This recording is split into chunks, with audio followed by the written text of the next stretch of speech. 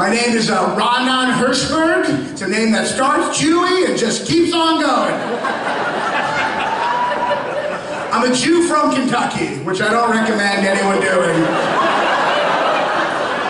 And I started comedy there, and it wasn't always great. I did a lot of tough gigs. I once performed at a prison. Yeah, in front of 200 inmates. And let me tell you, there is nothing that makes you feel worse as a comedian than to be performing and watching a couple of inmates walk out. Because you know, they're just going back to their cell, that's it.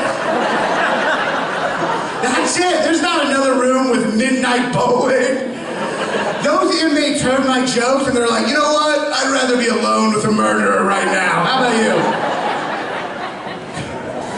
I recently went back to Kentucky, visited my twin sister.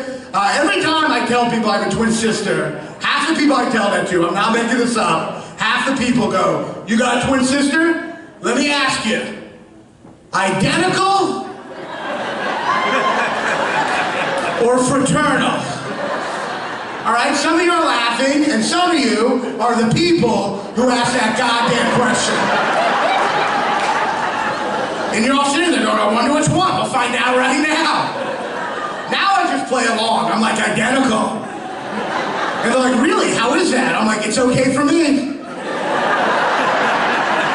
It's not great for her. Because she's a girl, but she looks like a homeless Kim Jong-un. It's hard for her to go on dates. I also saw my mom when I was back. My mom's originally from Brooklyn. She's very shrill and loud. And when I was visiting her, I just hear her yell from outside one day, oh my God, Renan, come outside!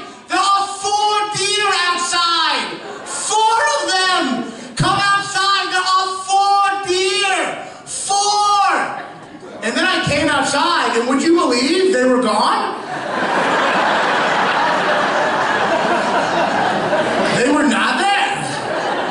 Well, one was still there. He had died of a heart attack.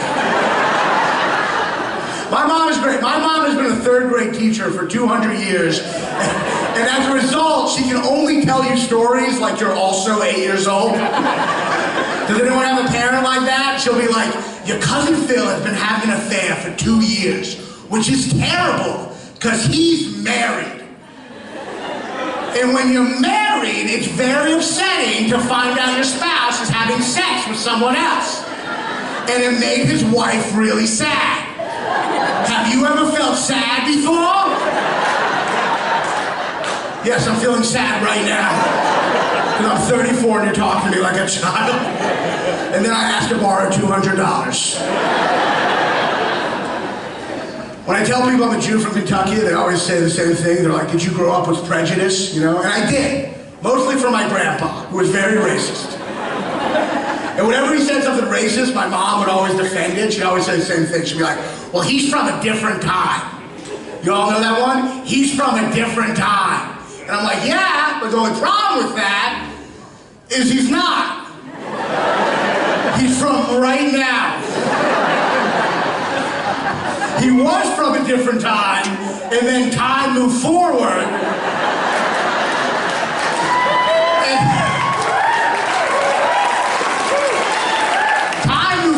And guess what? He's still in time. That's how time works. Certain old people, not the ones here tonight, you're all great, but certain old people only have trouble adjusting to racism. They don't have trouble adjusting to other changes in society, and it's a little hypocritical. Like an old person will be like, I don't think black and white people should date, because that's not how I was raised.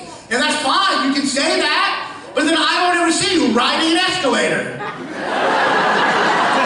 Because you weren't raised with that shit either. Every time you see an escalator, she'd be like, who put this roller coaster in the mall? And just run away.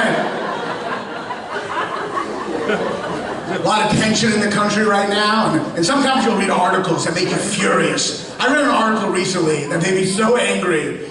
The article is a true story by Karen Ballard of the Washington Post, a true story about an octopus named Inky that crawled out of a tank in a New Zealand aquarium, went through the window, and back into the ocean. True story.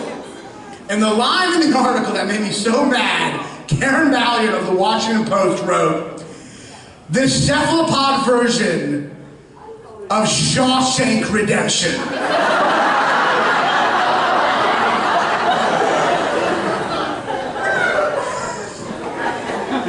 She compared it to Shawshank Redemption, even though it is the exact freaking ending of Finding Nemo. Exact ending.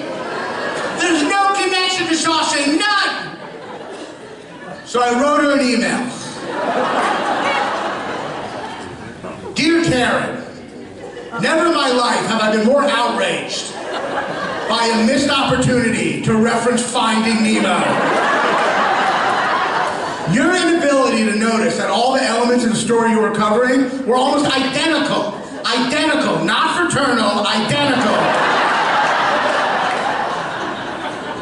How can you make such a glaring error? The only excuse I can come up with is that you ironically suffer from the same form of dementia Dory suffers from. In conclusion, aquariums are nothing like prisons. For example, fish don't walk out when you're performing stand-up at a goddamn aquarium.